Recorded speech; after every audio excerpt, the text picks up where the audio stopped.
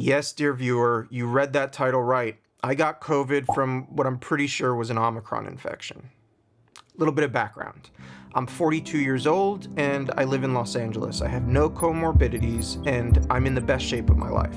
I've had 3 doses of the Pfizer vaccine, the third of which was at the beginning of October. And I've been using rapid antigen tests as a way to safely meet with other people since they became commercially available in the US last spring. My typical schedule for testing is Monday, Wednesday, and Saturday, 3 times a week, but I'll add testing for specific social engagements as needed. I live in a fairly large 3-bedroom, 2-bath apartment with my wife Penny, and I was scheduled to fly to Chicago for my nephew Shim's bar mitzvah on January 7th. My COVID story begins on Thursday night, December 23rd. Having tested negative on my usual Monday and Wednesday tests, I start feeling something in my throat that evening. It's very subtle, and at first I assume it's just the dry air. The weather in LA has been getting progressively colder over the past month, and our heating system is HVAC based. And I literally haven't been sick since January of 2019, so I assume that that's all it is. Still, I know that the numbers in LA are rising, and I decide out of an abundance of caution to increase the frequency with which I test the 12-hour intervals. So Thursday night, I test and the result is negative, but the sore throat isn't going away, and I noticed that the same lymph node that had been tender for the weeks following doses 2 and 3 of the vaccine is tender again. I'm worried enough that I don't sleep very well, and I place an order for some Honeywell N95 respirators on Amazon. When I wake up Friday morning, my scratchy throat is now climbing up to my nose. I take a rapid test, which comes up negative, and I set up a humidifier in the bedroom, still hoping against hope that this isn't COVID. In the evening, I start feeling muscle aches. It's difficult to describe the sensation, but imagine a tightness that causes your limbs to keep locking up in unnatural positions. I take another rapid test Friday night, which also comes up negative. The humidifier helps with the throat, but I go to sleep knowing that something just isn't quite right.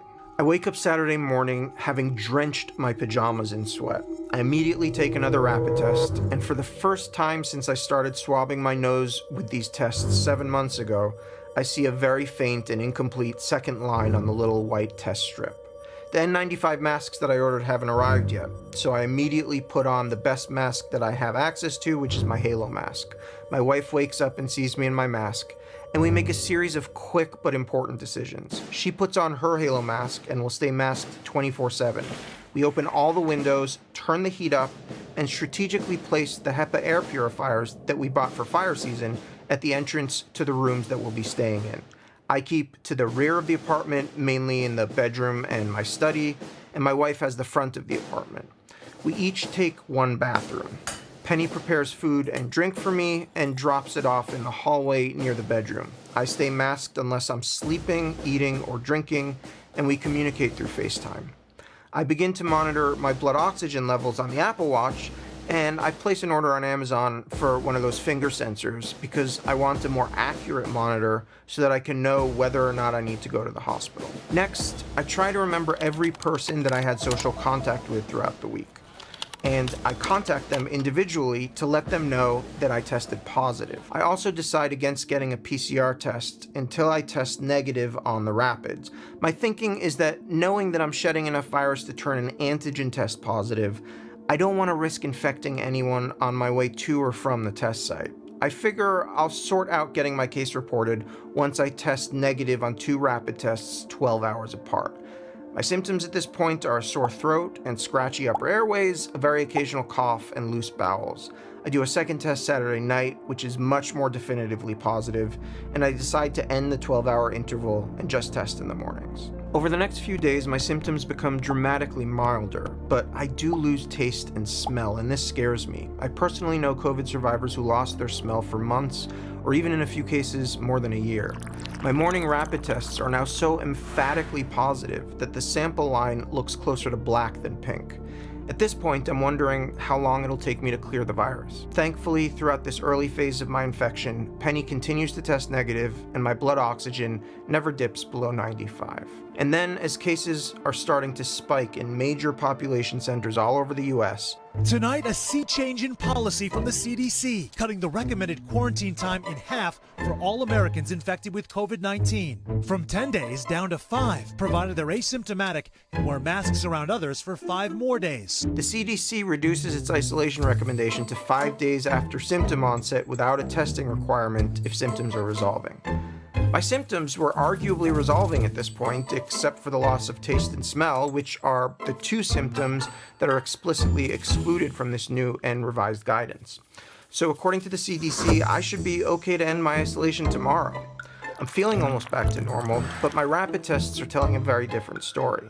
Here, there's no testing requirement, and if someone says, I have COVID and I just popped a positive test on day 6, you're telling me I can go into the office? If you look at the predictive capability of a test to say whether or not you are infective is much, much more weighted towards the earlier first 5 days. I would bet 30% of people at day 5 post-symptoms, especially with Omicron because symptoms have shifted forward, are still infectious. They're still potentially highly infectious at day 5. And I do hope that the CDC walks it back. The best study to date on the subject of infectiousness would come out a week later and validate what many infectious disease experts were saying at the time, that most people are still infectious 5 days post-symptom onset. After a few days, I feel deep relief as my sense of smell starts coming back in the afternoon. My symptoms are basically gone at this point, but I'm still testing positive on my morning rapids.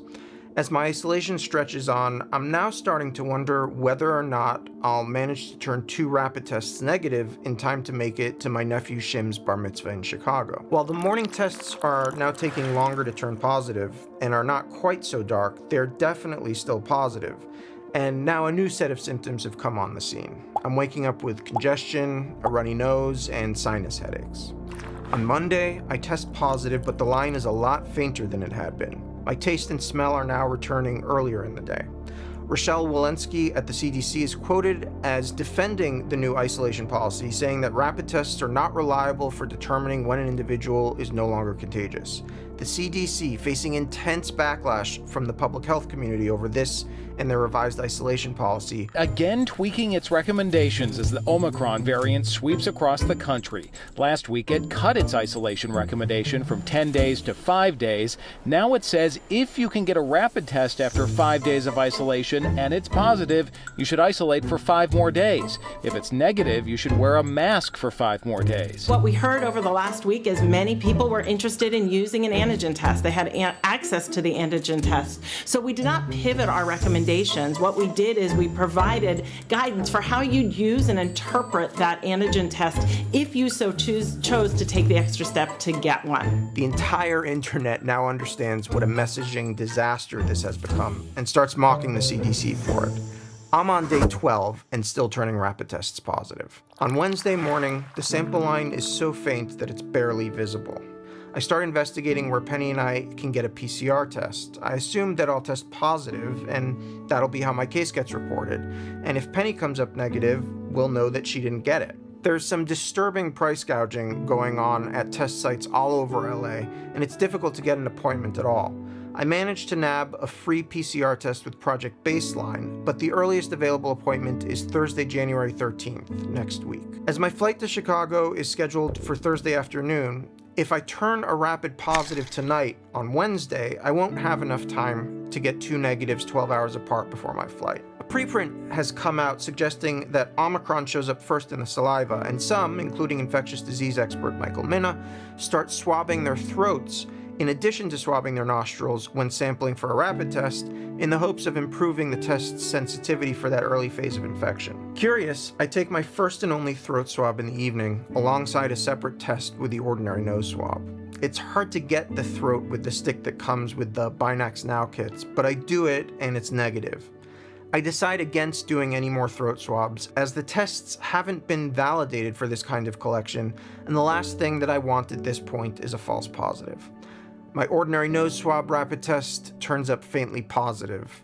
I cancel my trip to Chicago and tell my family, who are disappointed but understand. Over the next 3 days, my rapid tests would show a little comeback of the virus. Nothing dramatic, but the line does get darker again before it finally goes away. On Saturday night, I get my first negative, and then on Sunday morning, day 17, with congestion, parotid pain, and sinus headaches, I finally get my second negative test. I end my isolation and begin the process of cleaning the apartment. Over the next few days, I'll notice my left bicep twitching uncontrollably, a return of the muscle aches, and burning eyes. These symptoms will linger for about a week before they go away. On Thursday, I test negative for a third time, and Penny and I go for our Project Baseline PCR tests. Both tests come back negative, meaning that Penny keeps her perfect record of negative COVID tests. I want to end this video with a simple ask that I hope will also serve as a reminder to self, because this is definitely something that I need to hear from time to time. As you navigate the pandemic going forward, try to find a little bit more compassion for people, from the public health officials who are working with insufficient data in an ever-changing landscape to your friends and family who might be making what you consider to be the wrong decisions. Just find that extra little bit of compassion. We're in a war with this virus, and I still believe that we can win that war, but if we lose each other in the process, well, that's not really winning, is it?